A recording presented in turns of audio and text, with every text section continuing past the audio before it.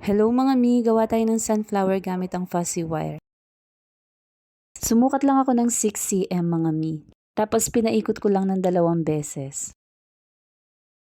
Pagkatapos binaba ko lang yung nasa taas para mag-lock. Yung sa baba naman nilusot ko lang sa gitna. Pagkatapos inayos ko lang. Yan mga mi, ganyan lang yung paggawa ng petals. 24 petals ang ginawa ko. Sunod naman gawa tayo ng disc. Dark brown na fuzzy wire ang gamit ko mga mi. Pinagsama ko muna yung dalawa. Tapos sumukat lang ako ng 1.5 cm, finold ko lang ng ganito.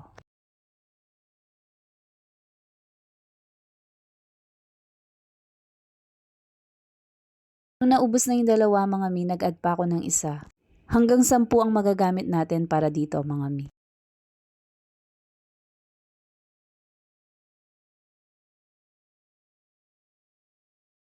Tapos gumamit ako ng glue gun mga mi. Pagkatapos pinaikot ko na.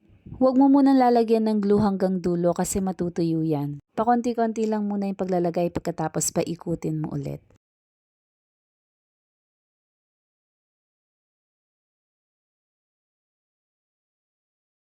Pagkatapos nilagay ko na yung mga petals. Yung 4 muna nilagay ko ng paganito mga mi.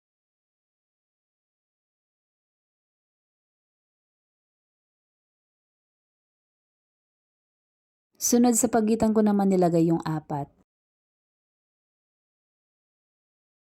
Sa second layer sa pagitan naman natin ilalagay yung 8.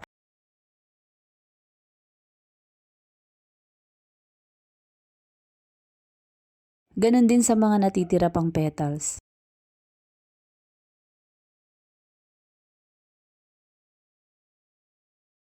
Tapos inayos ko lang yung mga petals.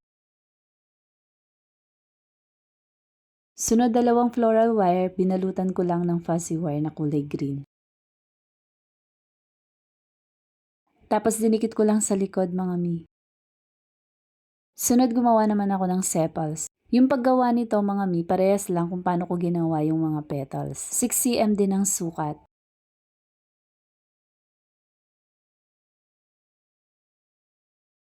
Pagkatapos nilagay ko na sa likod.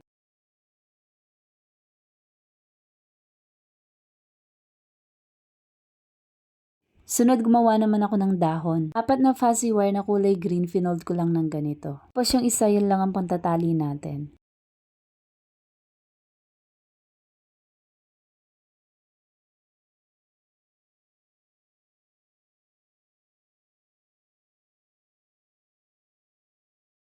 Dalawang dahon ang ginawa ko mga mi.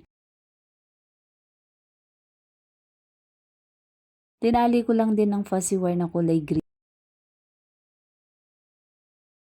Thank you for watching. See you next video.